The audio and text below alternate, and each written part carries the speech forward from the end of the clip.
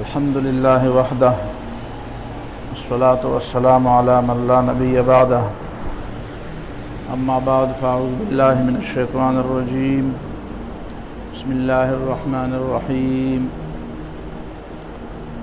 واتل عليهم نبأ ابني آدم بالحق إذ قربا قربانا فتقبل من أحدهما ولم يتقبل من الآخر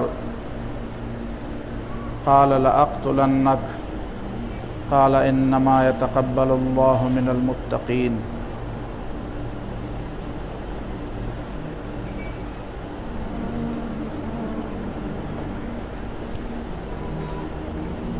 وقال تبارك وتعالى قل إن صلاتي ونسكي ومحياي ومماتي لله رب العالمين لا شريك له وبذلك أمرت وأنا أول المسلمين وقال تبارك وتعالى إنا أعطيناك الكوثر فصل لربك وانحر إن شانئك هو الأبتر وقال تبارك وتعالى وفديناه بذبح عظيم صدق الله العظيم محترم نن د قربانۍ په حواله باندې څه بنیادی خبرې ستاسو مخکې دم کوشش به وکړو چې په دې آخر کې د قربانۍ بعضې مسایل هم راشي او کومه خبره چې ډېره زیاته ضروري ده هغه د قربانۍ په باره کې خپل ذهن او خپل فکر صفا کول دي ډېره زمانه مخکې بلکې د پاکستان د جوړېدو نه هم ډېر مخکې یو بحث دلته په دې بر صغیر کې روان شوی و دا 1930-1935 په زمانه کې کم خلق چې د حدیث نه او د سنت نه منکر دي حقیقت کې هغوی د قرآن نه انکار کول غواړي خو برای راست د قرآن نه انکار کولو جرأت نشي کولی نو هغه وایي چې دا سنت د نبی علیه الصلاة والسلام دا په خپل زمانه کې خود دې او مقام خو زمونږ د پاره د دې څه حیثیت نشته او د هغې بنیادی مطلب دا دی چې په قرآن مجید کې هر سړی بیا خپل منمانی تعبیلونه کوي ظاهره خبره ده چې د قرآن د وضاحت او د قرآن د تفسیر د پاره خو الله تعالی پیغمبر علیه الصلاة والسلام را لېږلی دی چې د پیغمبر علیه الصلاة والسلام سنت او تفسیر او سیرت څوک نه مني نو د قرآن مجید خو بیا د عربی ژبې الفاظ دي بیا چې چا څنګه معنا وکړه کار سړي ته د دې خبرې حق حاصل شي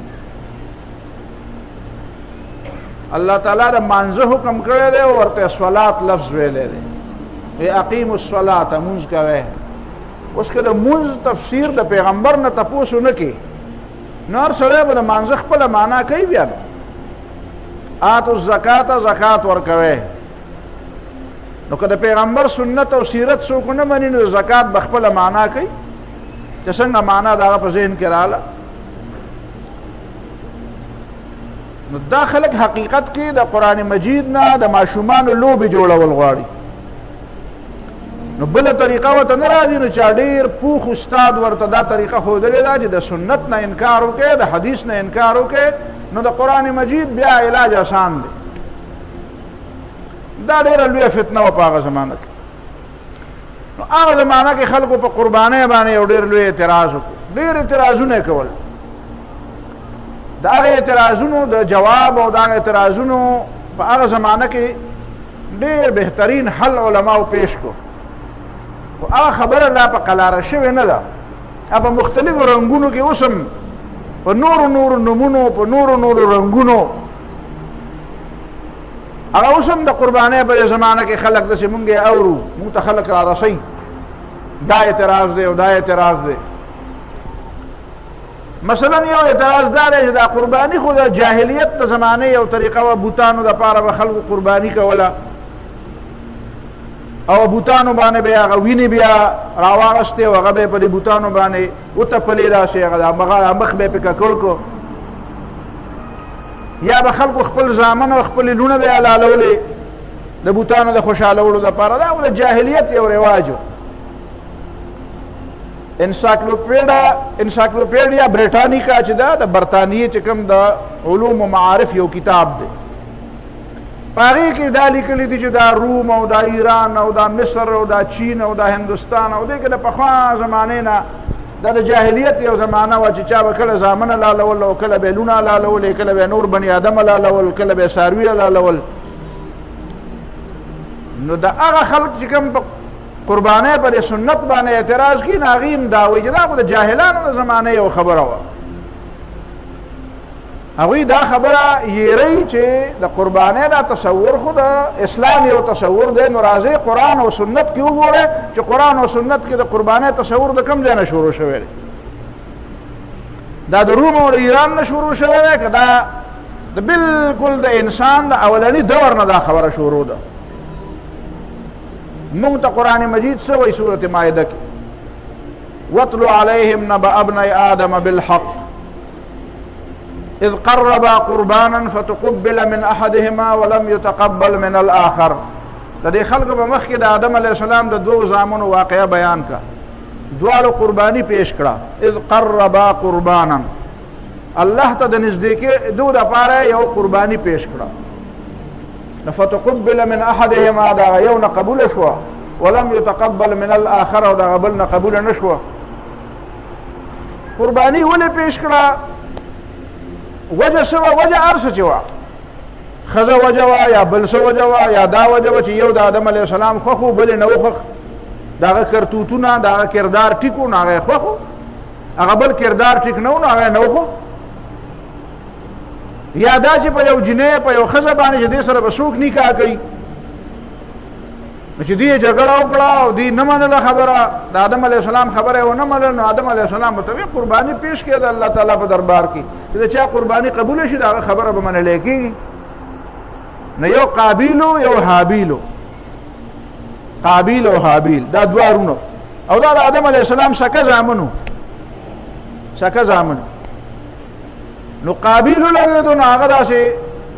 یو قودا یا یو موټی غنم را وشو کول، د غنمو وږي، او په هغې کې چې وکتو چې د کوم د غنم دا یو وږی پکې لږونه ډېر مزېدار و، نو هغې را وشو کوه او داسې ورېجه و خولې ته یې واچو. وی خدای پاک هسې هم دا نه خوري، خدای پاک ته پکې څه ضرورت دی؟ هغه پکې خوښ و چې دا اوس د قربانۍ دپاره نشم پیش کولی، نو هغه بېکاره او فضول شی پیش کړو. هغه بل حابیل چې هغه ولګېدو نو هغه په ګډانو کې په بیزو کې یو بهترین ګډ چې ډېر زیات مضبوط او ډېر ښایسته او ډېر زړه پرې ورته او ډېر سور او ډېر مضبوط و، هغه یې پیش کړو د الله تعالی په دربار. او هغه زمانه کې طریقه دا وه چې د قربانۍ د قبلېدو نښه به دا وه چې اسمان نه به اور راغی نو هغه به یې وخوړه. د نبي علیه الصلاة والسلام 5 خصوصیات دي، ډېر خصوصیات دي، او په یو حدیث کې 5 ذکر شوي دي. په هغې کې یو دا ده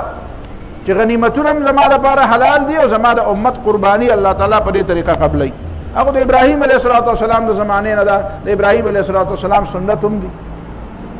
په پخوانه طریقه دا. نو هغه آدم علیه الصلاة والسلام د هغه یو زوی قرباني قبوله شوه چې حاکم ښایسته قرباني پیش کړې وه، ګډې پیش کړی او د هغه بله قرباني قبوله نه شوه. نو چې د چا قبوله نه شوه قابیل، نو هغه د ورور ته ویل لاقتلنک، اوس خو به زه وژنم. نو هغه ورته وایي چې انما یتقبل الله من المتقین، ستا قرباني قبوله نه شوه نو د دې مطلب دا شو چې ته ما مړ کړې نو قرباني به دې قبوله شي. ما سړی وژلی دی چې زما قرباني قبوله شوه، زما په وژلو باندې به ته د خدای پاک دربار ته نږدې شي. هغه لار اختیار کا چې په کومه لار باندې د سړي قرباني قبلیږي، او هغه لار د چا وجل نه دی، هغه لاره په ځان کې تقوا پیدا کول دي، ځان بدلول دي، بل بدلول نه دي. د عامه معاشره کې خلک وایي که نه یو بچي خپل پلار ته وی یا یو شاګرد خپل استاذ ته وی چې یاره جي زه په وفادار سړي پسې ګرځم، نه میلاویږي راته. هغه وی ګرځه پسې مه، خو په خپله وفادار شه، په بل بل بې څه نه ګرځې، خو ته په خپله په ځان کې وفا پیدا کړه چې ته چې دا صفت په چا کې نشته او دا ډېر کمالي صفت دی، نو په تا کې هم پکار ده چې دا صفتي کړي. انما يتقبل الله من المتقين. لیکن هغه ونه منله، هغه مړ کو، هغه مړ خپل رور مړ بیا ولدم خخولو چلو نه ورته. نو الله تعالی یو کارغه راولېږه، هغه کارغه نه د هغه ځمکه داسې کنله، نو هغې نه پته ولګېده چې ښه دې ځمکه کې خښول غواړي. نو دا د قربانۍ تاریخ دومره قدیم دی. ستا روم او چین او ایران او هندوستان لا پیدا هم نه و، او قرآن د قربانۍ تصور د آدم علیه السلام د سکه زامنو نه ورکړو. دا یوه خبره شو. دویمه خلک خبره دا کوي چې قرباني خو صرف د حرم دپاره ده، قرباني خو صرف د حرم دپاره ده. هدیا بالغ الکعبه یا ایها الذین آمنوا اوفوا بالعقود. او بیا پس رستو فرمایا یا ایها الذین آمنوا لا تحلوا شعائر الله ولا الشهر الحرام ولا الهدي ولا القلائد. پخوا دا طریقه وا چې حرم له بسوک تله نو هغې به ځان سره قرباني وړه. اوس نن سبا هغه طریقه خلکو پرېښې ده، او دا قرباني به یې ولې وړه؟ د حرم سره د قربانۍ یو وابستګي ده، ځکه ورسره وابستګي ده چې حرم ابراهیم علیه السلام جوړ کړی دی او اسماعیل علیه السلام جوړ کړی دی، او دغه ابراهیم علیه السلام او د هغه زوی اسماعیل علیه السلام دې دواړو چې څنګه دا حرم جوړ کړی، داسې دې دواړو د دې حرم د جوړولو نه مخکې یو بل کردار دی. څنګه چې اوس نن ماښام مانځه کې تاسو قرائت واورېد د مولوي صاحب. ابراهیم علیه السلام خوب ولیده، خوب یې ولیده، په خوب کې دا ولیدل چې بچي ته وایي انی اذبحک، زه داسې ینم لکه تا چې حلالوم. د دې مطلب دا دی چې دا اوس زما ازمایش دی د الله تعالی د رضا دپاره. اوس دا ابراهیم علیه السلام وایي چې زما خو ما ته خو الله تعالی د طرف نه دا حکم دی چې دا عمل چې دا تا په خوب کې ولید داسې وکړه. نو بچي ته یې وایي چې ما خو داسې ولیدو. اسماعیل علیه السلام ته وایي یا ابت افعل ما تؤمر، بابا چې څه درته حکم دی هغه وکړه. بچی په دې باندې پوهېده چې پلار ته دا حکم دی چې دا زوی حلال کړه. بیا فلما اسلم وتله للجبین، چې دواړه د عمل ته تیار شو او د ابراهیم علیه السلام ولګېدو، دا زوی په دې تنبیز وراسم لو. جبین په عربی ژبه کې دې ته وایي دا جبینین، د هر سړي دپاره دوه جبینه دي. زمونږ ډېر لوی لوی اهل علم چې مونږ ورته سلام کوو هغوی جبین تندي ته وایي. په پښتو کې جبین تندي ته وایي، پر اردو کې هم جبین تندي ته وایي، په عربی ژبه کې جبین تندي ته نه وایي. د هر سړي دوه جبینه وي، یو دا تنبیز چې ورته هم په پښتو کې وایو، دا تنبیز یو طرف دا دی، بل سړی چې څه شی حلالوي نو داسې الټو نه سملوي. بیا دوی د هغې دپاره یو وجه ویلې ده چې دا پرې نسکور یې ځکه پرېسته چې چېرته زړه پرې ونه سوځي. حالانکه ابراهیم علیه السلام دومره کمزوري زړه والی نه دی، او چې څه ته څه وایي چې نسکور یې نو نه به یې پېژني چې دا زما هغه زوی دی. او دا د سړي باندې د زوی باندې دا زړه کې سېزلی کېږي، دا صرف د هغه د هغه مخ ته په کتو باندې په زړه سېزلی کېږي. دا توجیه د خلکو لوی لوی خلکو کړې ده. زه ورته سلام کوم، خو د هغې غلطۍ بنیادي وجه دا ده چې هغې جبین څه ته وایي؟ تندي ته وایي. دا په پښتو په اردو کې شیم د ټیک د ثناخوان کې د جبین ستا، او د کوم شي صفت به ښه وي په یقین ستا. جبین هغه د تندي، جبین دې ته نه وایي، جبین دې ته وایي، جبینین. په دې یو جبین یې راسم لو. نو ونادیناه ان یا ابراهیم، نو الله تعالی ورته آواز وکړو چې یا ابراهیم قد صدقت الرؤیا، بس ابراهیمه تا خوب رښتیا کړ. الله تعالی ولیدو چې ته ملالولو ته تیار یې او زوی ملالېدو ته تیار دی، بس نور حلالول مطلب نه دی. او وفدیناه بذبح عظیم، الله تعالی یو ګډ راولېږو چې و دغه په ځای دا حلال کړه. بعد د دې نه دا قرباني شروع شو، او دا قرباني د ابراهیم علیه السلام او د اسماعیل علیه السلام د دې کعبې او د دې بیت الله د جوړېدو نه مخکینی ده. دا مخکینی خبره ده. د دې معنا دا ده چې د قربانۍ تصور یوازې د اختر سره نه دی او د حج سره نه دی. دا تصور د ابراهیم علیه السلام او د اسماعیل علیه السلام د دې عمل نه ثابته شوه چې دا د کعبې د جوړېدو نه مخکې دی. د کعبې د جوړېدو نه مخکې دا واقع شوې ده. دې نه خو بعد بیا اسماعیل علیه السلام دومره لوی شو چې هغه بیا ابراهیم علیه السلام یې خواله راغی، بیا یې چې الله تعالی حکم کړی دلته کعبه جوړو، د الله تعالی د عبادت دپاره یو کور جوړو. نو دا کور جوړولو خبره چې ده هغه د دې قربانۍ نه ډېره وروسته ده قرباني د هغې نه مخکې ده دا دوه خبرې شوې بیا چې کله د دې کعبې تعمیر شو د هغې نه بعد ابراهیم علیه الصلاة والسلام ته الله تعالی حکم وکړو چې واذن فی الناس بالحج په دې ټولو انسانانو کې یو اعلان وکړه چې حج ته راځئ نو د هغې نه بعد بیا یو تصور دا راغی چې حج ته راځئ نو چونکې هلته ابراهیم علیه الصلاة والسلام د اسماعیل علیه السلام قرباني کړې ده او د هغې په نتیجه کې ګډ راغلی دی نو تاسو هم هلته د حرم دپاره ګډ او واو اوښو دا قرباني وړی نو د عامو عربو د عامو انسانانو په پخوا زمانې نه د نبي علیه السلام پورې او د ډېرې زمانې پورې دا د خلکو عادت و چې سړی به عمرې لته یا به حج لته نو نن سبا خو زمونږ خلک دا تصور کوي چې هلته ورشم نو قرباني به څنګه کومه کومه قرباني به کومه نو هلته دوه قسمه قربانۍ دي یو هغه قرباني ده چې د حج په ورځ د اختر په ورځ باندې مونږ دلته هم کوو هر مالدار سړی په هر ځای کې کوي چې څوک مالداري په هغه باندې قرباني لازمه ده یو هغه قرباني ده چې هغه هلته په دې وجه کېږي چې یو سړی حج له تللی دی نو هغه هلته په یو سفر کې حج او عمره دواړه وکړو لکه زمونږ حاجیان چې څومره ځي نو هغې یا متمتعي یا قارناني اکثر دي متمتعیني متمتع حاجي دې ته وایي چې دی په دې حج په دې میاشتو کې یعنی شوال ذوالقعده ذوالحجه دا درې میاشتې د حج دي الحج اشهر معلومات د حج درې میاشتې دا معلومې نو په دې دریو میاشتو کې د سړی حج ته ځي او هغه عمره وکړي او د عمرې نه بیا ځان حلال کړي او د هغې نه بعد بیا حج وکړي نو دا سړی څه شو دا متمتع شو او که په یو احرام کې حج او عمره دواړه وکړي نو دا قارن شو نو په دې قارن او په دې متمتع دواړو باندې څه لازم دی فما استيسر من الهدي قرآن وی فمن تمتع بالعمرة الى الحج فما استيسر من الهدي کم سړی چې په یو سفر کې د حج په دې میاشتو کې حج او عمره دواړه جمع کړي نو ده باندې د الله تعالی له طرف نه یو احسان وشو چې سفر یې یو وکړو او کارونه یې پکې دوه وکړو نو دی به یو قرباني ورکړي هغه قرباني چې دی دې ته مونږ دم وایو او دا دم د شکر دم دی یعنې دا د الله تعالی په ده باندې احسان دی چې سفر یې یو وکړو کارونه یې پکې دوه غټ غټ وکړو عمره ځان له غټ کار دی نو یو هغه قرباني ده هغه جدا قرباني ده یو بله جدا قرباني ده چې سړی د حرم دپاره روان دی او هسې د حرم دپاره بس د حرم له ځمه حرم له هدیه وړم څوک د چا خوا له ځي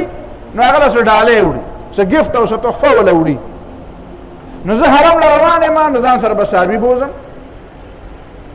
رسول الله صلی الله علیه وسلم چې حجة الوداع کې ته نو ځان له سل اوښان رسول الله صلی الله علیه وسلم د حرم دپاره په تحفه کې وړي سل اوښان تقریبا څه شپېته او یا اوښان رسول الله صلی الله علیه وسلم په خپله حلال کړي درې شپېته یا څه کم و زیات او دا باقي حضرت علی رضی الله تعالی عنه ته وی دا تا حلال کړ ذبح نحر ورته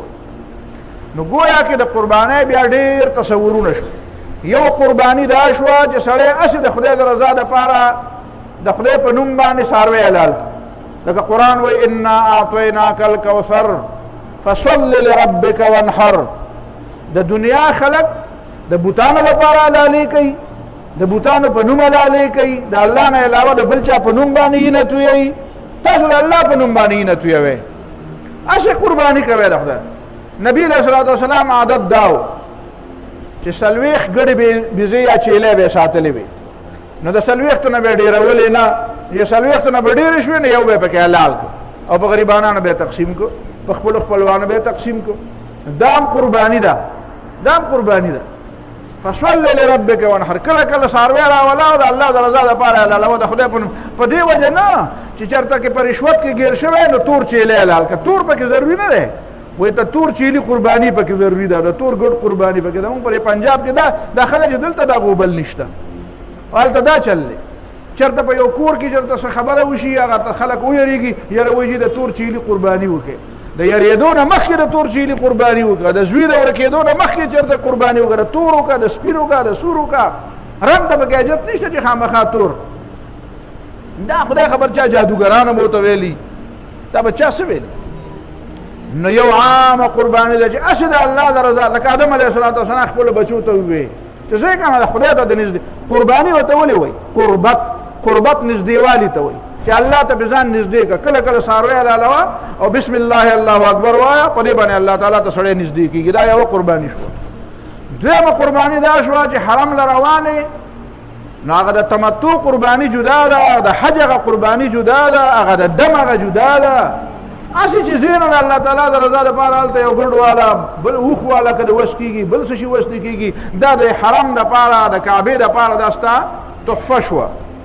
نو قرآن وی لا تحلوا شعائر الله ولا الشهر الحرام ولا الهدي ولا القلائد. دا چې د حرم دپاره تحفې روانې کړي دي او د حرم دپاره د قربانۍ روانې کړي دي، ته څه مه وایې. خیر دی په هره طریقه چې بوځي، خو دا خو د حرم احترام کوي که نه، د کعبې قدر کوي. دا دوه قربانۍ شو. درېمه قرباني ته ما وې دا شوه چې دم تمتع شو، چې حج او عمره دې په یو سفر کې وکړه، نو دا تا باندې دم لازم شو. دا دم د شکر دی. دا درېمه قرباني شوه. څلورمه قرباني دا شوه چې هلته دې بل څه زیاتې دې کړی دی، ښکار دې وجلی دی، ښکار دې کړی دی، سر دې ټوله ورځ پټ کړی دی، څپلۍ دې اغوستې، جامې دې اغوستې دي په احرام کې. په احرام کې خو جامې اغوستل منع دي. یخته دې کټ کړي دي، نوکان دې کټ کړي دي، په تا باندې دم دی. نو دا دی لکه ښکار دې وکړو. د ښکار په باره کې قرآن وایي فجزاء مثل ما قتل من النعم يحكم به ذو عدل منكم هديا بالغ الكعبة أو كفارة ذلك او عدل ذلك صيام. نو دا څلورمه خبره شوه چې تا باندې هلته دم لازم شو، د هغه دم په وجه باندې تا قرباني ورکړه. دا څلورمه خبره شوه. پنځمه خبره د قربانۍ دا ده چې اختر دی، لوی اختر دی، او چې سړی مالدار دی او قرباني کولی شي، نو هغه دې قرباني وکړي. نو دا مې تا ته د قربانۍ 5 قسمونه بیان کړل. 5 قسمونه. یو هسې بغیر د څه وجې نه خالصه د الله د رضا دپاره په هر وخت کې چې څاروی حلالول او قرباني کول. دویم دا چې د کعبې زیارت کوې، نو کعبې له تحفه وړل. دریم دا چې حج تمتع یا حج قران وکې، نو دا تا باندې دا هدیه ده، دا تمتع، دا دم د جنایت نه دی، دا دم د شکر دی. څلورمه دا چې په څه طریقه باندې پتا دم لازم شو، په هغې پتا قرباني راغله. پنځمه دا ده چې لوی اختر راغی، نو د لوی اختر کې به سړی قرباني کوي، او چې دا قرباني په هغه چا باندې لازمه ده چې کوم صاحب استطاعت، چا چې قوت. او د اخرنۍ خبره راځو، په دې کې مسلې دي. دې کې مسلې دا دي چې صاحب استطاعت سړی چې قرباني کوي، نو دا خلک تپوسونه هم کوي، او بل طرف ته خلک کنفیوز کوي چې یاره چې د یو کور کې خلک دي، په یو کور کې اوسېږي او مالدار دي، نو دوی به یو قرباني کوي که ډېرې قربانۍ به کوي. یو پلار دی او د هغه 4 5 6 زامن دي، دوی به یو قرباني کوي، که دوی به 2 کوي، که 3 به کوي، که 4 به کوي، 6 به کوي. تاسو ګورئ د احادیثو په رڼا کې رسول الله صلی الله علیه وسلم، او احادیث تا د ټول ویم، رسول الله صلی الله علیه وسلم بار بار دا خبره فرمایي، بشمیر احادیثو. اولنۍ خبره دا ده چې نبی علیہ السلام فرمایي من وجد ساعتن، د چا چې لاس فراخی یعنی وسعي، فلم یضحي، او د هغې باوجود بیا هم قرباني ونه کړي، نو فلا یقربن مصلانا، نو زمونږ د مانځه دپاره د عیدګاه نه راځي، عیدګاه دې نه راځي. دویم حدیث کې نبی علیہ السلام فرمایي سنت ابیکم ابراهیم، دا قرباني ستاسو د بابا د نیکه د ابراهیم علیه السلام طریقه ده. دا چې ما تا ته ووې، دا آیت مې راته ووې چې قل ان صلاتي ونسکي ومحیاي ومماتي لله رب العالمین. اعلان وکړئ خلکو ته چې زما مونځ، زما قرباني، زما مرګ او زما ژوند دا د الله د رضا دپاره دی. لا شریک له وبذلک امرت، په دې ما ته حکم دی، په دې قربانۍ او په دې مانځه دواړو. ګوره دلته د مونځ او د قربانۍ د دواړو ذکر شو. ان صلاتي ونسکي، نسک قربانۍ ته وایي. لكل امة جعلنا منسكا، د هر قوم د پاره موږ د قربانۍ او طریقه هم مقرر کړی. انا اعطیناک الکوثر فصل لربک وانحر، فصل لربک، مونځ کوه د خپل رب د رضا دپاره، وانحر، وخانه د علاوه، نحر دې ته وایي چې په تړتوړي باندې دا اوښ وایي، داسې دا قرباني ده، د اوښانو قربانۍ هغې ته نحر وایي. نو مونځ او قرباني دواړه یو ځای ذکر کړه، او بیا وی وبذلک امرت، ما ته په دې حکم دی وانا اول المسلمین او یوازې ما ته نه دی د ټولو مسلمانانو ته حکم نه خو د ټولو نه اول زه منم ځکه چې ټولو نه اول مسلمان زه یم په دې امت کې د ټولو نه اولنی مسلمان پیغمبر علیه الصلاة والسلام وایي ما د ټولو نه مخکې منلی مسلمانان یې راپسې بل حدیث کې راځي چا چې د مانځه نه مخکې قرباني وکړه نو د ځان له خپلو بچو لاسې غوښه تیاره کړه بس ټیک ده ښه کار یې وکړه غوښه یې خپلو بچو له تیاره کړه چا چې د مانځه نه بعد قرباني وکړه نو اصحاب سنت المسلمین هغه د مسلمانانو طریقه خپله کړه هغه د مسلمانانو طریقه د مسلمانانو د اسلام طریقه دا ده چې د مانځه نه بعد به قرباني کې بل حدیث کې نبی علیه الصلاة والسلام فرمایي چې د الله تعالی په نزد باندې د اختر په ورځ یا د اختر په سباله د وینې د تویولو نه یعنې د څاروي د حلالولو نه بهترین عمل د الله تعالی په دربار کې بل نشته احراق الدم چې څاروی حلال کړي او وینه ترې توی کړي د دې نه بهترین عمل د الله تعالی په نزد باندې بل نشته او د قیامت په ورځ باندې به دا څاروی راځي د ده دا سوی د ده دا سرمن د ده دا وچغني د ده دا وړی د ده دا یخته حتی که بفروسها د دغه خاشنه د دغه خوراک دا به په میزان کې تللی کېږي دا به د انسان په عملنامه کې نو فطیبوا بها نفسا دا څاروی چې حلالوی نو په دې خوشحاله شئ د الله تعالی یا الله تعالی شکر دی چې تا ما ته توفیق راکړ چې ما په پیسو څاروی واغست یا مې په کور کې ساتلی او ډېر زیات مې خوښ او دا ستا د رضا دپاره حلالوم فطیبوا بها نفسا په دې باندې د زړه خوشحاله شئ چې الله تعالی تاسو دا توفیق درکړي بیا د نبی علیه الصلاة والسلام دا عادت دی چې په مدینه منوره کې لس کاله نبی علیہ الصلوۃ والسلام ژوند تیر کړی دی په دې لسو کالو کې نبی علیہ الصلوۃ والسلام یو اختر نه دی قضا کړی چې پای کې نبی علیہ السلام دوه ګډان نه حلال کړي د دې وجه حضرت انس رضی الله تعالی عنہ فرمایي چې زه خو به همیشه دوه ګډان حلالوم ولې ځکه زه خو نور خبر نه یم خو چې پیغمبر علیه السلام مې لیدلی ټول عمر به یې دوه ګډان حلالول ټول عمر یې دوه ګډان حلالول نو زه به ټول عمر دوه ګډان حلالوم بیا رسول الله صلی الله علیه وسلم د خپلو بیبیانو له طرف نه غوا حلاله کړې ده یا غواګانې حلالې کړې دي دې کې به لږه یو جمله درته وایم خو دا کوم خلان چې په عربۍ نه پوهېږي خیر دی لږه معمولي غوندې توجه وکړئ که پرې پوه نه شوې نو هسې شرنګ خو به واورئ په عربۍ ژبه کې یو لفظ دی د بقر بقر معنی غوا او یو دی بقرتون چې تی ورسره شي ان الله یأمرکم ان تذبحوا بقره نو بقرتون معنی یوه غوا او بقر معنی د غوا دا جنس یوه غوا دوه غوا درې غوا نهه غوا لس غوا لکه قرآن کې وایي که نه نملون او نملتون یا ایها النمل ادخلوا مساکنکم ګوره قالت نملتون یوې میږې ووې ګوره نملتون معنی یوه میږې قالت نملتون یوې میږې ووې ښځه میږی وه هغې وی یا ایها النملو ای میږو ادخلوا مساکنکم د خپلو غارونو سړو ته ننوځئ لا یحتمنکم سلیمان علیه السلام را روان دی لښکرې ورسره دي هم نه چقی چرته نو سلیمان علیه السلام خبره واورېده نو فتبسم ضاحکا من قولها د هغې خبره چې واورېده نو مسکی شو وقال ربي اوزعني چې خدای پاکه شکر دی ما قابو کې دومره غټ کمال دی را کړی دی دنیا بادشاهي دې م را کړې پیغمبري دې م را کړې او ګوره د دې میږو په خبرو م پوهېږم او هغه میږي بیا میږی را وغوښته ویې لږه دلته راشه نو هغه راله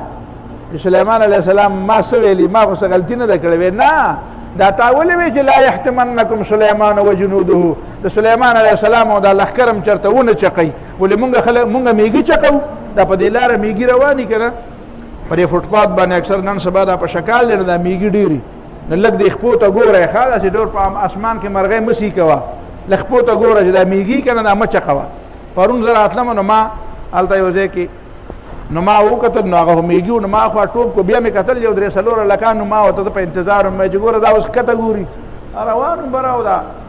پروا یې نه ساتله په میږو نو چې ته پې خپې ږدې او ګڼ ګڼ روانې خامخا پکې مري که نه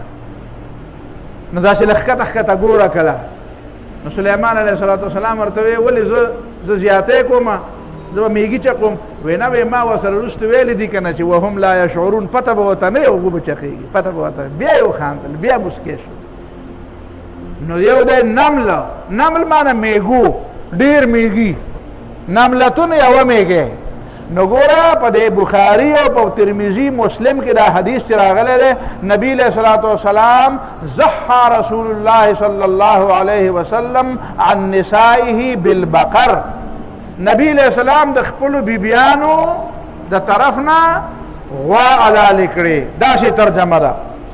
نو دا بعضې صاحبان وایي غوا یې حلاله کړه ما یې بقرې لفظ ویلی دی بقرتورې نه دی ویلی که په حدیث کې دا راغلی چې زحى رسول الله صلی الله علیه وسلم عن نسائه بالبقرة نبی علیہ الصلوۃ والسلام د خپلو بیبیانو د طرف نه یوه غوا حلاله کړه یوه غوا نه حلاله کړې دا ته د ځانه ده یوه پکې ته د ځانه وې هلته لفظ د بقرون دی بقرون معنا کېدای شي دوی حلالې کړي کېدای شي درې حلالې کړي کېدای شي څلور حلالې کړي دا ځینې خلک وایي چې د نبي علیه الصلاة والسلام په زمانه ګوره دا خو صرف یو ځل نبي علیه الصلاة والسلام نه دا ثابته شوه چې د خپلو بیبیانو طرف نه یې غوا حلالې کړې اډو ډېرې غواګانې حلالې کړې فرض کړه خو دا خو یو ځل ثابته شوه نو نور کله خو د نبي علیه الصلاة والسلام بیبیانو چرته قربانی نه ده کړې نو ما ورته ته دا بخاري بیا راواله حضرت عایشه رضی الله تعالی عنها فرمایي چې زمون په کور کې خو به د لوږې دپاره د اور د بلولو دپاره د پخولو دپاره څه ونه درې ورځې به تېرې شوې او کله به ډېرې ورځې میاشت به تېره شوه او موږ به صرف اوبه څکلې او کجورې به هم خوړې او حضرت عایشه رضی الله تعالی عنها فرمایي چې د خیبر د غزا نه مخکې موږ چېرته په کجورو هم نه وو ماړه شوي نو چې د چا په کور کې د خېټه د مړېدو دپاره کجورې نه وي چې سړی پرې موړ شي د هغه نه ته نه مطالبه کوي چې قرباني حلاله کړه هغه نبي علیه السلام فرمایي چې من وجد ساعتا چې چا لاس فراخی نو چې لاس یې بیا فراخه شو حضرت عایشه رضی الله تعالی عنها فرمایي چې د خیبر د فتح نه بعد چې په خیبر کې بیا زمونږ ډېرې ځمکې شوې ډېر هم باغونه شو نو د هغه ځمکو او د هغه باغونو په نتیجه کې بیا زمونږ کره بیا دومره څه وشو چې بیا به مونږ په کجورو مړېدو نو دا ته د نبي علیه الصلاة والسلام د بیبیانو نه دا مطالبه څنګه کې یو روایت پکې د سنن ابن ماجه دی سنن ابن ماجه دا لفظ یاد ساتئ ابو ایوب انصاري رضی الله تعالی عنه وایي چې د نبي علیه الصلاة والسلام په زمانه کې به د یو کور نه صرف یو چیلی خلکو حلاله او دا به کافي و د خلکو دپاره بیا وروستو خلکو دا شی شروع کړو چې هر سړی لګیا دی او قرباني کوي نو خبره دې ته راورسېده نو د دې نه بعضې صاحبانو دا مطلب واغستو اوس ځای په ځای دا خورئ یعنې پرون راسې به خدای خبر چې ما ته څونه خلکو دغه د یو مولا دی چېرته څوک خولې نه مې بربادې ونه وځي چېرته چې هلکه ظالمه ته خلق قربانۍ نه تنبیه که ته خلق قربانۍ ته پیغمبر علیه الصلاة والسلام یې قربانۍ ته راګرځوي الله تعالی په قرآن کې بار بار د قربانۍ تذکره کوي د ابراهیم علیه السلام د قربانۍ تذکره کوي د آدم علیه السلام د زوی د قربانۍ تذکره کوي څونه الفاظ راغلي دي او څونه احادیث راغلي دي او د ده مطلب دا دی چې نه نو دی ظالم وایي چې به د یو کور دپاره هر یو بس یو کوري که نه به د دپاره یو قرباني کافي ده په دغه حدیث کې ورسره دا شته چې نبی علیه الصلاة والسلام یا حضرت ابو ایوب انصاري ورسره دا ویلي دي چې دا کوم کور کې چې به یو قرباني کېده د دې دا زامن ځان له ځان له مالدار ور سړی د نصاب مالک او د هغې باوجود هم یو قرباني کوله دا به ته ثابته کېده چې په دغه حدیث کې شته نو چې دا پکې نشته نو په دې کې حدیث کې یو بل لفظ دی په هغې غور وکړه خو که عقل در پکې هغه حدیث کې هغه لفظ دا دی حتی تباه الناس پخوا به خلکو یوه قرباني کوله اوس خلکو د قربانۍ په وجه په یو بل باندې فخر شروع کو نو فسوار الحال کما ترى اوس داسې حالت وشو چې لکه ته ګورې لکه زمونږ په دې زمانه کې تاسو ګورئ په دې اخباراتو کې راځي په کراچۍ کې او په لاهور کې جی میلې لګېدلې دي او میلې لګېدلې دي او سړی څاروي خرڅوي نو یو چیلی خرڅوي د هغې 2.5 لکه روپۍ قیمت دی لیدلې دي په دې اخباراتو کې تصویرونه جی د دې چیلي 2.5 لکه یو غویی دی د هغه 12 لکه روپۍ قیمت دی او دا چې کوم میلیونیر او بیلیونیر نو دا به راشي پوهېږې په خبره باندې دا ځان د سنډام رهي پوهېږې په خبره باندې نو هغه چې راشي او هغه به وایي چې هلکه په 12 لکه روپۍ او بیا به دا تصویر بازي هلکه فلانکي سړي په 12 لکه روپۍ باندې غویی واغسته نو که عقل په چا کې وي نو د دې ابو ایوب انصاري رضی الله تعالی عنه د خبرې مطلب دا دی چې حتی یتباهى الناس دا خلک قرباني کوي که نه چې تم چیلې والی او بل هم والي نو هغه به وایي چې یاره جي چیلې په څو اخیستی دی یاره جي دا خو ما په 15,000 په 14 په 18,000 دا خو مړه چې د پیشو بچی دی نو مړه د دې نه قرباني کېږي ته راشه زما هغه وګوره په 10,000 په 40,000 مې اخیستی دی داسې ان ټن دی ته به وایې ساڼ دی داسې پوهېږې په خبره نو دا تا د شوشه دپاره دا ته د ریا دپاره دا د ښودنې دپاره دا کار وکړه د الله تعالی د رضا دپاره دی نو ته هغه کس ته ووایه چې دا په 2 لکه روپۍ باندې چیلې اخلي او په 12 لکه روپۍ غویې اخلي هغه ته وایه په 80,000 غویې کېږي او په 20,000 روپۍ چیلې کېږي دا باقي پیسې غریبانانو له ورکړه د ده په دماغ حالانکې دی اوس دا خبره الټه کوي داسې نه وایي خلکو ته وایي نه که څوک مالدار دی او که څوک دا ورسره په حدیث کې نشته که څوک مالدار دی او که څوک غریب دی دا شپې ته پېژنئ تاسو اوس خلک مړه هغه کټونه نه استعمالوي دا کټ چې به استعمالوه دا کټ به داسې په دې راښکلو کټ به یې اوچتو نه که نه په دې اوړي کې به بار ته غولي ته به یې راښکه بیا به چې دا بادرو تېره شوه بیا به یې برنډې ته راښکه بیا چې به دا بادرو پسې بیا دغه جمع به شو بیا به یې کوټې ته راښکه نو په دې راښکلو به د کټ دا چوړونه سس شو نو بیا به یې داسې ورکوټی غوندې داسې پتری وکړه د لرګي نه او هغې ته به یې څه وي هغې ته به یې شپې ته وي نو دا شپې دې خو پکې ته د ځانه لګې چې که سړی مالدار دی او په زامنو او په ښځو باندې ځان له قرباني واجبه ده خو د هغې باوجود به یو سړی د کور نه یو قرباني کوي دا خبره خو په دې حدیث کې نشته په حدیث کې خو دا ده چې من وجد ساعة فلم یضحي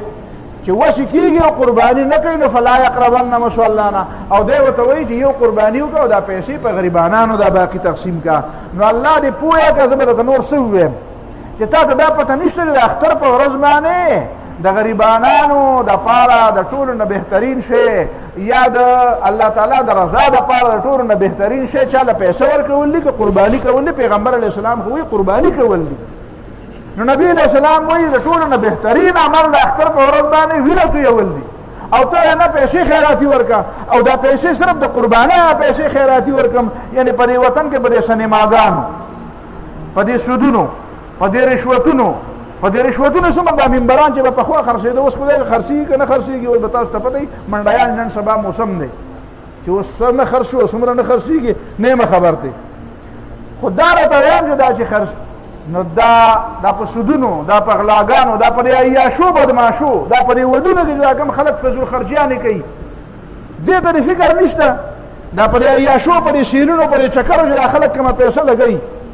نو دې ته فکر نشته خو فکر دې ته دی چې په قربانۍ پیسه ولګېده خدای دې پوه کړه په قربانۍ چې کومه پیسه ولګېده دا هم د غریب جب له لاړه دا چې وایي شریعت وایي چې طریقه سنت طریقه دا ده چې دا غوښه 3 حصې کا یو حصه ستا شوه یو د خپلوانو شوه یو د غریبانانو شوه نو غریبانان به غوښه وخوري نو دا غریبانانو دا چې غوښه وخوري نو دا د غریبانانو مدد نه دی دا تاسو ګورئ زه یم که یو سړی په دې باندې 13 کلونو کې د اربونو روپو کاروبار شو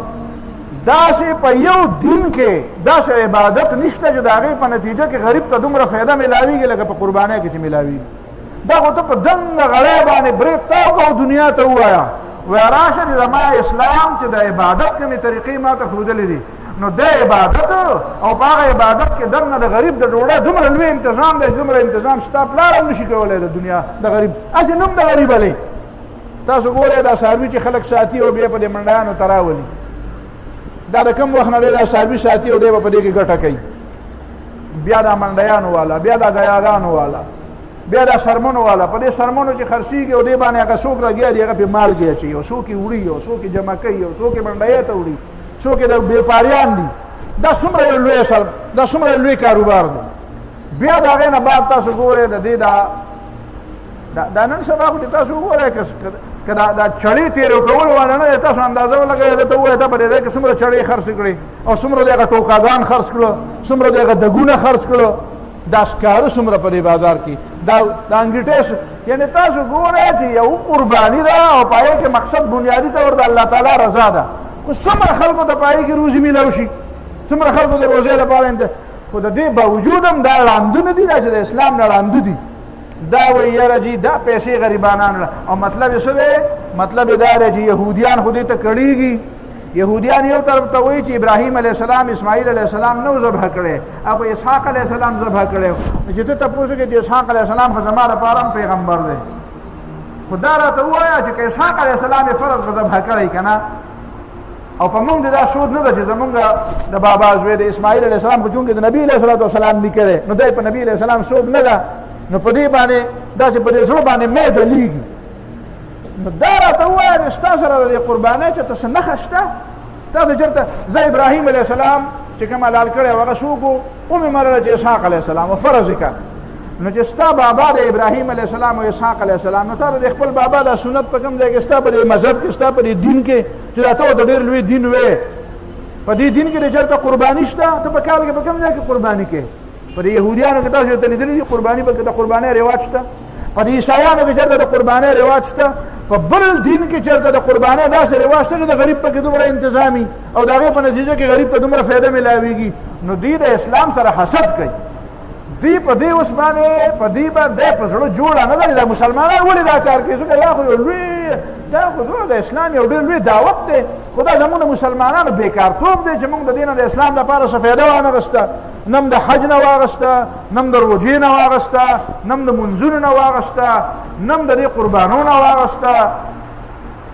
دا خو زموږ د مسلمانانو بیکارتوب دی خو هغوی خو ورته ګوري چې دا لکونه مسلمانان وره یو هلته قربانۍ دي یو هلته دلته هم دا ټول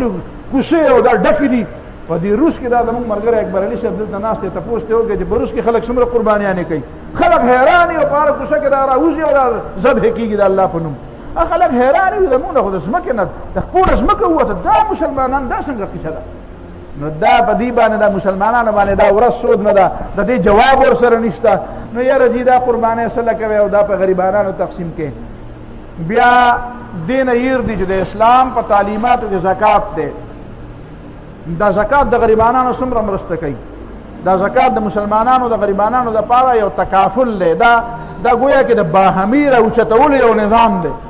کاش چې مسلمانانو پر خپل ملک د زکات په صحیح معنو کې سیستم نافذ کړی نو د انشورنس ته باندې ضرورت نه وي دا انشورنس والا موږ له راشي که نه هغه د دې لپاره راځي چې موږ د جواز دپاره فتوا راکړه چې ته ته تپوس وکړې یاره جي دا خو موږ د غریبانانو لپاره او دا خو کله سیلاب راشي او کله زلزله راشي او کله اور ولګي او کله دا زم ښه دا خو تاسو او که نه جي دا خو دا غریبانان موږ راوچتو نو دا چا دله پیسې نه درکړې هغه راوچتې نه نه جي دا خو به ما له مخکې پریمیم مخکې راکړي نو مې دا خو اسانه ده نو بس په پخوا په زمانه کې دوه کسان وو وایي دواړه به څنګه په محله کې عزتمند جوړېږو وایي عزتمند به داسې جوړېږو چې زه به تا ته قاضي صاحب یم ته به ما ته حاجي صاحب یې به دواړه به عزتمند شو وایي من تو را قاضي به ګویم تو مرا حاجي به ګو زه به تا ته قاضي ویم او ته ما ته حاجي وایه نو د دې خو دا مطلب دی چې بهي زه به تا له پیسې درکوم او ته به یې جمع کړې او که په چاته په باندې چاته اور ولګېدو نو بیا به ته په هغې کې صحیح سم مال راکړې نو دا د غریبانانو مدد شو شرمېږي نه دې ته د غریبانانو مدد دا دی چې دا په دې زکات په نظام کې دی اسلام وی توخذ من اغنیائهم فترد فی فقرائهم د مالدارانو به اخیستې کېږي او په غریبانانو به تقسیمیږي او دا غریبانانو به بیا د هغې دپاره یو بیت المال یو غریب سړی به د دې نه نه هېرېږي چې په ما به آفت راشي په ما به مصیبت راشي زما زوی به زما لور به هغه به چېرته د لوږې نه زه به دیوالیه شم او زما په وجه باندې به زما بچي خراب شي ګټه وټه نه شم کولی نه دي دا د زکات نظام شته که نه دا د بیت المال نظام شته که نه نو د غریب دپاره دا د بیت المال دا نظام او د زکات دا نظام ولې نه نافظ کې چې بیا یې خبره ځي راځي نو په دې راځي او سبا له به یو موقع راشي ما ته یاد دي په یو زمانه کې هغه سن 76 کې موږ طالب علمانو ماشومانو په هغه زمانه کې ما اورېدلی و ټوبټکسنګ ورته وایي یو علاقه ده په پنجاب کې هلته یو صاحب ویلي و وایي دا جوماتونه نه دي جوماتونه وایي دا په څومره اهمو ځایونو کې او په اهمو علاقو چې کومې کمرشل ایریاز دي وي په هغې کې لکه اوس تاسو ته ووایه چې هلکه د دې مارکېټ څومره ډېر لوی ویل یو ده او دلته څومره او د دې جومات څومره ځمکه ده هلکه 10 کناله ځمکه ده ګوره یا د 10 کناله ځمکه هلکه دې کې د اوبه څومره ضایع کېږي دې کې د بجلي څومره ضایع کېږي دې کې د خلکو د وخت څومره ضایع کېږي او دا تقریرونه او دا درسونه پکې لا بیل نو دا چې روزانه د خلکو 6 غنټې والې او روزانه د بجلۍ خرچه والې او د ځمکې قیمت والې اوهو خلک یې غرق پرک وګوره یاره دا پیسې چې په غریبانانو ولګئ که نه او دا وخت دې په کارخانه کې ولګي نو د غریبانانو تاسو په خبره پوهېږئ نو سبا له به بیا راته وایي چې دا منځونه او بیا یاره د حج د دا کم خلک روان دي یو حاجي صاحب څومره پیسې ولګولې 3 لکه او 4 لکه روپۍ او دا 3 لکه 4 لکه روپۍ خو د حکومت واغستې هلته چې ځینو څونه به خرڅ کوي او تحفې به څومره راوړي او دا چې تی ځینو په دې چې دا راځي نو خیراتونه چې کوي یاره چې د یو حاجي کم از کم 10 لکه روپۍ ولګېدې او دا څونه حاجیان لاړه د پاکستان نه 1 لاک اوهو 1 لاک لا په 10 لکه کې ضرب ورکړه یاره دا پیسې چې په غریبانانو تقسیم کړي وې نو مطلب یې دا دی چې دی ځي او راځي او د غریب دپاره ته به وې چې د غریب د ډوډۍ په دې لاره کې حج رکاوټ دی د غریب د ډوډۍ په دې لاره کې مونځ رکاوټ دی جومات رکاوټ دی د غریب د ډوډۍ په دې لاره کې دا قرباني رکاوټ دی دا ړانده دي دا د اسلام نه مړانده دي د عقل نه مړانده دي دا فضولیات او دا فضول خرچې نه دا اربونو روپۍ خلک د عربو نه تپوس وکړه په یوه شپه کې څونه پیسې الوځئ په یو عیاشۍ ځینې خلک ځي په یو جهاز کې بالکل یو جهاز بک پوهېږې په خبره باندې د فرانس نه ځان له څه راوړي خوراکونه راوړي تپوس وکړه که نه په دې خلکو کې لږ نو هغه ته فکر نشته دا چې بې شمېره ډالرې او دا بې شمېره پیسې په دې فضولیاتو الوځئ نو دا ورته او دا خزانې چې تشې کړې او دا دنیا ځي او دا د سویزرلینډ او د امریکې دا بینکونه او د فرانس او د جرمني بینکونه او هلته نو دا چې ډک شو دې ته د چا فکر نشته خو چې فکر یې راځي نو مونځ له راځي چې فکر یې راځي نو قربان او دا ځان ته مسلمانان وایي دا ځان ته مسلمانان وایي دا شرمېږي نه ځان ته مسلمانان وایي او دا بری مسلمانانو بری معاشره کې پیدا دي او لوی دي دلته اوسېږي زمونږ بری ملک اوسېږي په دنیا کې د مسلمان په نوم ځان ته مسلمان وایي لہذا مسلمانانو له لږې سترګې غړول پکار دي دا هغه اصولي بحث چې تاسو ته ما وویې نور په دې کې بعضې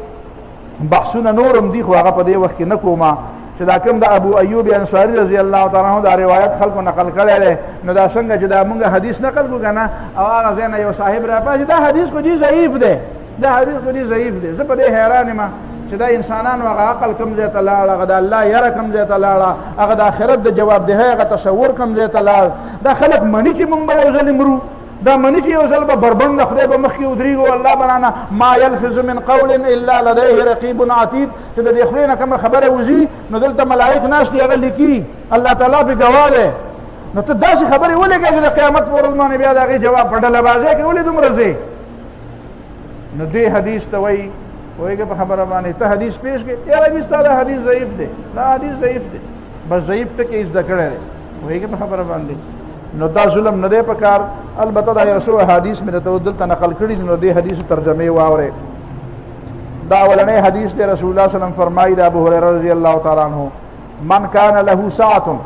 د چا چې وس رسي ولم یضحي قرباني ونه کړه فلا یقربن مصلانا نو زمونږ عیدګاه د مانځل نه راځي دویم حدیث نبی علیہ الصلوۃ والسلام فرمائی ما تقرب الى الله تعالی یوم النحر بشیء هو احب الى الله تعالی من احراق الدم کہ اللہ تعالیٰ ته انسان په کوم عملونو باندې نږدې کېږي نو د اختر په ورځ باندې په هغه عملونو کې د وینې تویولو نه بهتر عمل بل نشته وانها لتاتي یوم القیامة دا قربانی به د قیامت په ورځ راشي بقرونها ښکر به مي واشعارها یخته به مي وازلافها دا سوی به مي وان الدم ليقع من الله تعالی بمکان او دا ته چې په وینه را چاړه راکاږي او دا اینه توی شي نو دا اینه لازمکه ته نه رسیدلی دا مخکې الله تعالی ته رسي دا مخکې الله تعالی ته رسي هلته قبلیږي وان الدم ليقع من الله تعالی بمکان قبل ان يقع على الارض زمکه ته نه رسیدلی او الله تعالی ته قبول شي لن ينال الله لحومها ولا دماؤها ولكن يناله التقوى منكم نیت الله تعالی ته معلوم دی نو فطیبوا بها نفسا پدې خوشاله شي چې الله تعالی د قربانۍ توفیق درکو بل حدیث تے نبی علیہ السلام فرمائی حضرت انس رضی اللہ تعالیٰ عنہ ضحى رسول اللہ صلی اللہ علیہ وسلم بکبشین نبی علیہ السلام با ہمیشہ چی قربانی کا ولا دو گڑان بے علالول املحین چی دا سبا تور سترگی با استرگی بے دیر توری خوگی بوی دا سی خوگی با بخلقا دا گڑا رسترگی چی دا سی توری بنتا کی کنا تکی توری سترگی دا بخلقو دیر خوگی لگی او اقرنین او خکر وربو واضعا قدمه على صفاحهما نبی علیہ الصلوۃ والسلام بوله په دې مخ داسې خپکې خودا او بیا به په خپل علالو یسمی بسم الله به ویلا ويكبر الله اکبر به ويذبحهما بيده او دوړ به په خپل الله صلی الله علیه حضرت انس رضی اللہ عنہ فرمائی نبی علیہ الصلوۃ والسلام ہمیشہ دو گډان لال کړی دي نو فانا اضحي بكبشين ذبح ہمیشہ دو گډان لالو بل ما د نبی علیہ الصلوۃ والسلام دا عمل لیدل دی. بل حدیث کے نبی علیہ الصلوۃ والسلام فرمائی،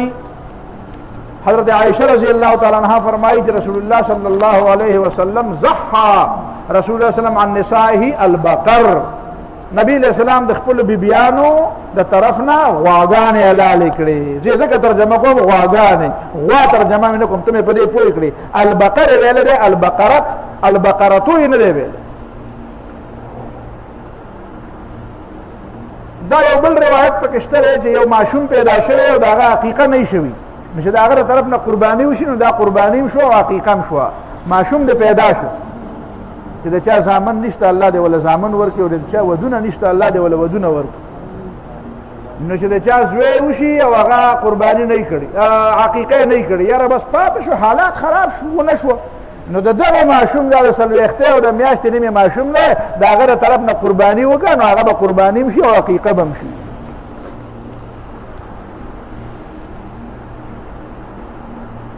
بل روایت کی راضی نبی علیہ السلام فرمائی من ضحى قبل الصلاة فانما ذبح لنفسه، چې د مانځه د اختر نه مانځه نه مخکې قرباني وکړي داسې غوښه ځان له تیاره کړه. ومن ذبح بعد الصلاة، او چا چې د مانځه د اختر نه پس قرباني وکړه نو فقد تم نسکه، نو د خپل قرباني پوره کړه. واصاب سنت المسلمین، او د مسلمانانو طریقې خپل کړه، د مسلمانانو طریقې ته ورسېدو. بل حدیث او بل روایت پکې دار ہے مسافر به قربانی کوي که نه کوي. ابو داود باب قائم کړی دی. ځینې خلک وایي هلته په حرم کې دننه چې د دې ځونه حاجي لاړ شي نو به وایي یاره جي موږ خو دلته قرباني کوو. نو حاجي صاحب ته هلته کومه قرباني کوې؟ حاجي صاحب ته خو هلته د تمتع او د قران دم کوې، او ته خو 40 ورځې هلته تللی، تا خو 10 ورځې 8 ورځې په مدینه منوره کې تېرې کړې او 10 ورځې په مکه معظمه کې تېرې کړې. نو چې 10 ورځې په یو ځای کې سړی نو مسافر کې مقیمي. مسافر دپاره څونه ورځې دي؟ مسافر د څو ورځې وي چې د 15 نه کمي. نو بیا به مسافر قربانی نشته، چې قربانی پې نشته نو ته مسافر نه. او به مسافر نبی علیہ السلام مسافر هم قربانی کړي. حضرت ثوبان رضی الله تعالی عنہ وایي او ابو داود باب قائم کړی دی چې باب اضحیة المسافر، دا باب دی په بیان د دې خبره کې چې مسافر هم قربانی کوي. وی نبی علیہ الصلوۃ والسلام په سفر کې و. عن ثوبان ضحى رسول الله صلی الله علیه وسلم، نبی علیہ السلام په سفر کې قربانی وکړه. دا باب د سفر خبره ورته باب المسافر یضحی، دا ابو داود وی. ثم قال یا ثوبان، ثوبان د نبی علیہ الصلوۃ والسلام غلام دی. وی ثوبان اصلح لنا لحم هذا الشاة، دا چیلې ملال کړو او دا غوښه راله تیاره کړه کنه. قال فما زلت اطعمه منها، نو ما به په مخه نبی علیہ السلام نه د هغې نه هغه خوراک ورکوه، هغه چیلي نه مې. او حتی قدم المدینه، تر دې پورې چې نبی علیہ السلام مدینه منورې ته راغی، کور ته راورسېده او هغه د قربانۍ هغه غوښه یې خوړلې. دا چې کوم روایت خلک پیش کوي چې یو قربانی به خلکو کوله، بیا وروسته خلکو دا خبره شروع کړه چې د کور څومره خلک دی هغه قرباني کوي، نو وایي نه به کوې. نو د هغې مطلب دا دی، هغه حدیث په ابو داود ابن ماجه کې دی، د هغې الفاظ دا دي نبی علیہ الصلوۃ والسلام یضحی بالشاة عنه وعن اهل بیته، نبی علیہ الصلوۃ والسلام به د خپل ځان نه او د خپل کور د خلکو نه قرباني کوله. نو د کور د خلکو نه قرباني کوله، د ګوره د کور د خلکو نه به قرباني کوله او ګډ به حلالو. نو ما یې ګډ د څو کسانو دپاره دی؟ نبی علیہ السلام 9 بیبیانې وي او یو په خپل او نسو شو، نو ګډ د 10 کسانو نه. دا بلم پسې واوره د ټول امت د هغه کسانو نه به قرباني کوله یو ګډ چې چا قرباني نه وکړي، نو به څونه وغه خلک په زرګونو، نو د زرګونو خلکو نه یو ګډ کېږي. وایي باچا دا ثواب و. د دې معنا دا نه د هغه د قرباني په هغه لازمه وه او د هغه د طرف نه قربان غریبانانو، دا د ثواب خبره ده. لکه یو سړی نن وایي چې لکه زه قرباني کوم د پیغمبر علیه السلام دپاره او بله قرباني کوم د ټول امت د نبي علیه الصلوۃ والسلام دپاره، د ټول امت د نبی او بل سړی راپاسي ځه په ټول امت باندې خو د اختم نه تقسیمېږي، دا اختم پې کم دي او تا وله قرباني وکړه. نو وایي بادشاه د دې مطلب ثواب دی، دا قرباني په هغه لازمه نه وه، دا ثواب او اجر دی. نو بیا هغه خبره باندې دی نه دی پوهه، وایي نه وایي که مالدار یم قرباني به نه کوې. مې هغه حدیث کې الفاظ دا دي که ځان پې پوهې چې فیاکلون ویطعمون، دغه یو ګډ نه به یې خوراک هم کوو، خلکو له به یې ورکوو. ثم تباها الناس دا تباها دا لفظ باندې پوهیږئ تباها مباحات څه ته وایي مباحات یو بل حدیث به درته ووایم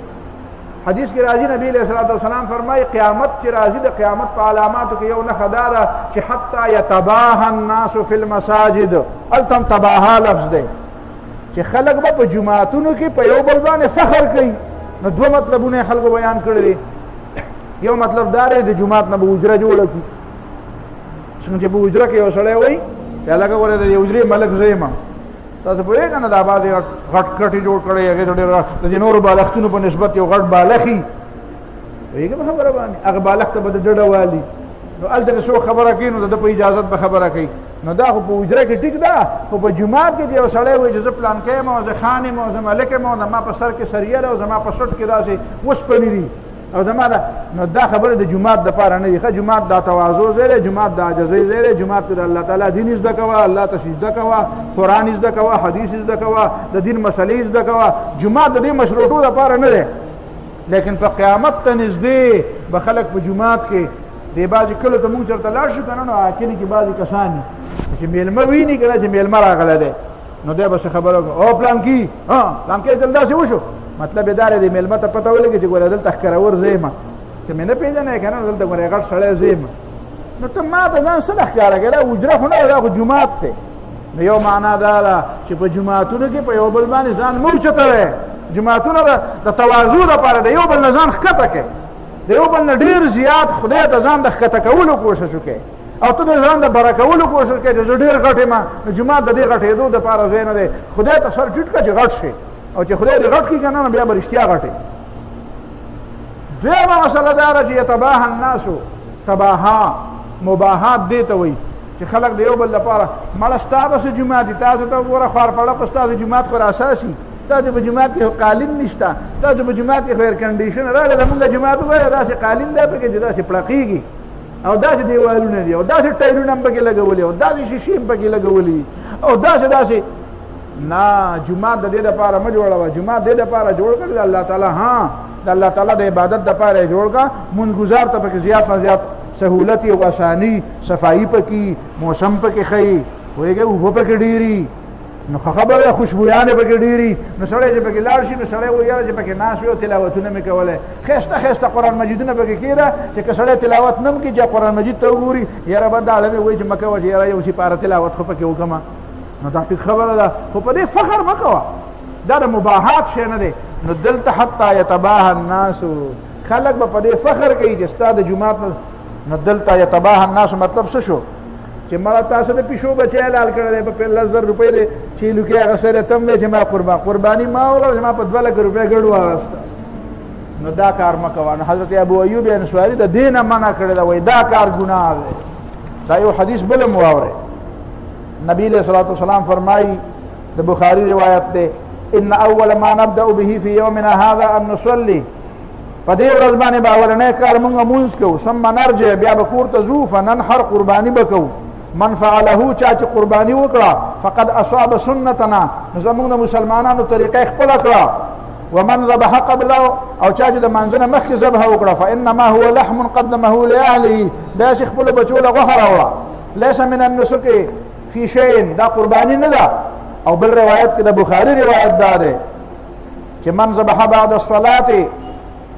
تم نسكه چې د مانځنه پس قربانی وکړي قربانی پوره شوه واصاب سنت المسلمین او د مسلمانانو طریقې خپل کړه